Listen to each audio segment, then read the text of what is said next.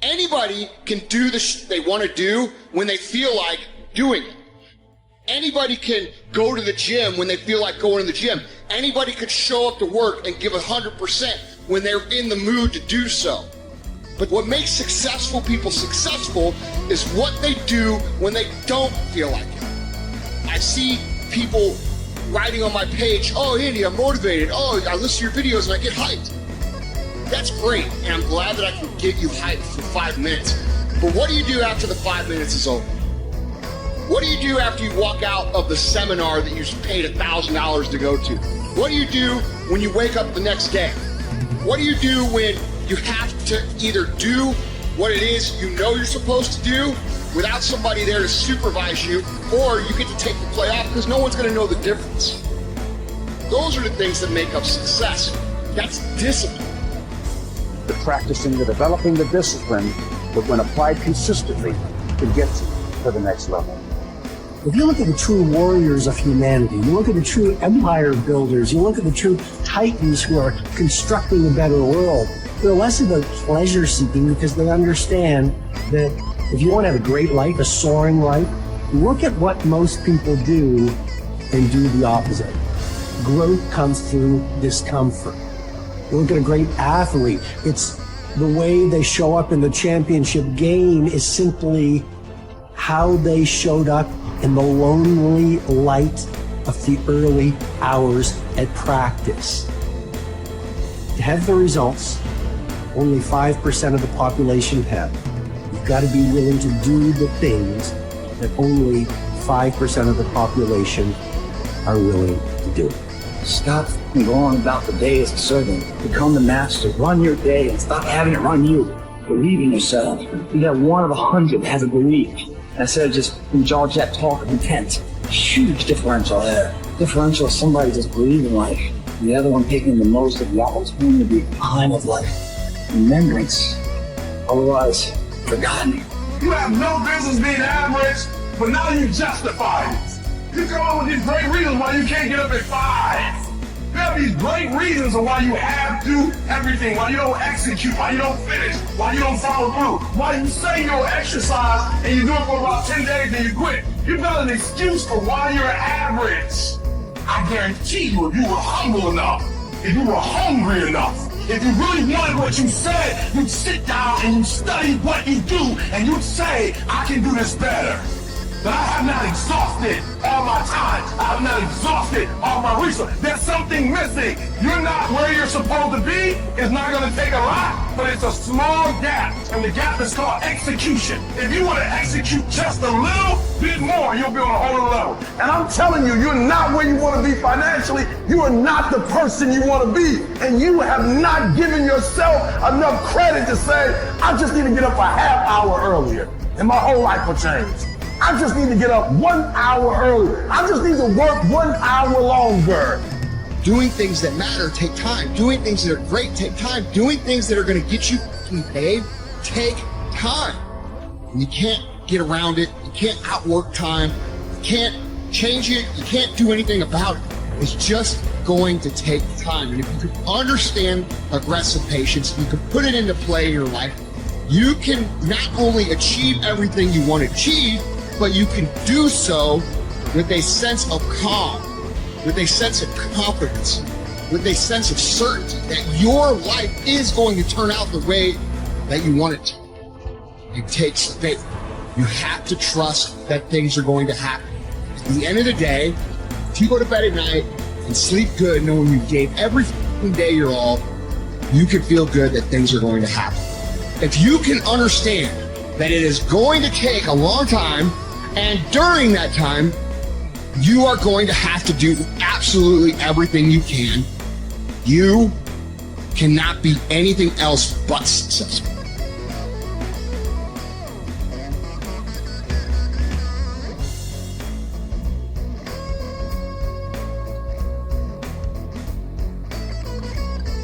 You need structure, you need predictability, and you need more of it than you think, just to keep you sane.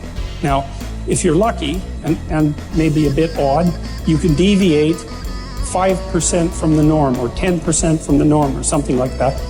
carefully and cautiously, as long as the rest of you is all well ordered in a normative manner. You might be able to get away with that, and you might be able to sustain it across time, and people might be able to tolerate you if you do it, or maybe you'll get really lucky and you happen to be creative but reasonably well put together, and people will actually be happy that there's something idiosyncratic and unique about you.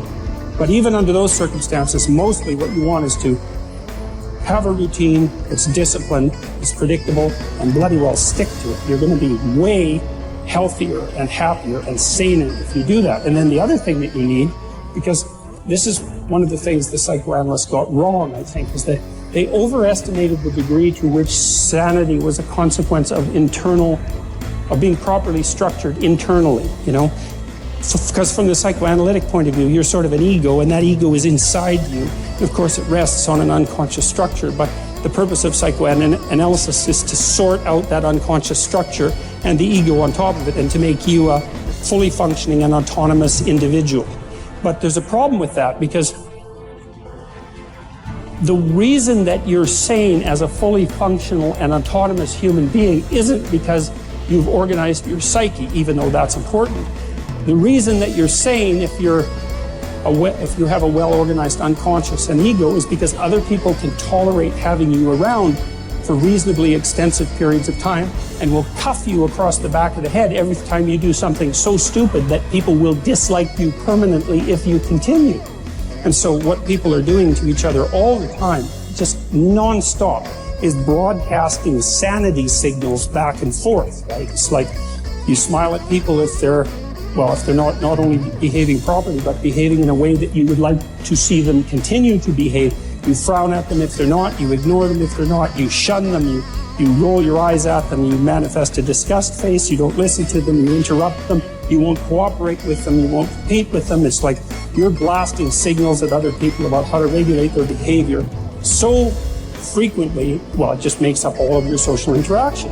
That's why we face each other, and we have emotional displays on our face, and we're looking at each other's eyes, and we know as much as we can about what's going on with each other, given that we don't have immediate access to the contents of their consciousness. And so partly what you're doing with your routine is establishing yourself as a credible, reliable, trustworthy, potentially interesting human being who isn't going to do anything too erratic at any moment.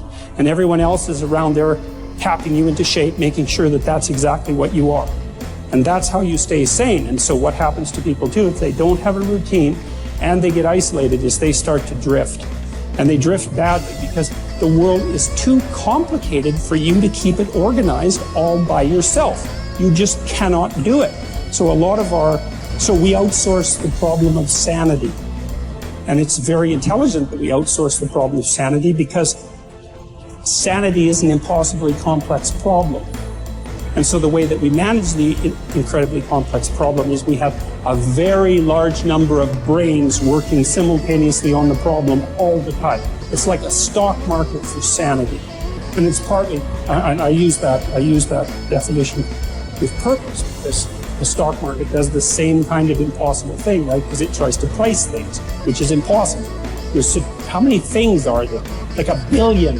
How in the world do you decide what the price is? You can't decide what the price is. That's why you have a stock market. Well, in a free market, I mean for consumer goods, is everyone's voting on what the price of everything is all the time. And that's the way we figured out, because it's technically impossible. Understand. Your mind is weaker than your emotions, but you become aware of this weakness only in moments of adversity. Precisely the time when you need strength. What best equips you to cope with the heat of battle is neither more knowledge nor more intellect. What makes your mind stronger and more able to control your emotions is internal discipline and toughness. No one can teach you this skill. You cannot learn it by reading about it. Like any discipline, it can come only through practice, experience, even a little suffering. An active life serves the purpose of giving man the opportunity to realize values in creative work, while a passive life of enjoyment affords him the opportunity to obtain fulfillment in experiencing beauty, art, or nature. But there is also purpose in that life, which is almost barren of both creation and enjoyment, and which admits of but one possibility of high moral behavior, namely in man's attitude to his existence, an existence restricted by external forces. A creative life and a life of enjoyment are banned to him. But not only creativeness and enjoyment are meaningful. If there is a meaning in life at all, then there must be a meaning in suffering. Suffering is an ineradicable part of life, even as fate and death. Without suffering and death, human life cannot be complete. As his mind becomes purer and his emotions come under control, his thoughts become clearer and his instincts truer. As he learns to live more and more in harmony with his higher self, his body's natural intuition becomes active of itself. The result is that false desires and unnatural instincts, which have been imposed upon it by others or by himself, will become weaker and fall away entirely in time. This may happen without any attempt to undergo an elaborate system of self-discipline on his part. Yet it will affect his way of living, his diet, his habits. False cravings, like the craving for smoking tobacco, will vanish of their own. False appetites, like the appetite for alcoholic liquor or flesh food, will likewise vanish. But the more deep-seated the desire, the longer it will take to uproot it, except in the case of some who will hear and answer a heroic call for an abrupt change. Persistence and variety. These are the two primary ways to develop great ideas or to solve important problems. Keep leaning your head against a topic for a long time. Certainly for weeks, possibly for years. And along the way, try many lines of attack. Continue to generate options, explore paths, propose silly ideas. Copy and paste concepts from widely different disciplines and see if it gets you anywhere. All of the while, continue to refine the best solution you've found thus far. What looks like genius may simply be the byproduct of persistence and variety. The tendency to avoid challenges is so omnipresent in human beings that it can properly be considered a characteristic of human nature. But calling it natural does not mean it is essential or beneficial or unchangeable behavior. It is also natural to defecate in our pants and never brush our teeth. Yet we teach ourselves to do the unnatural until the unnatural becomes itself second nature. Indeed, all self-discipline might be defined as teaching ourselves to do the unnatural, another characteristic of human nature. Perhaps the one that makes us most human is our capacity to do the unnatural, to transcend and hence transform our own nature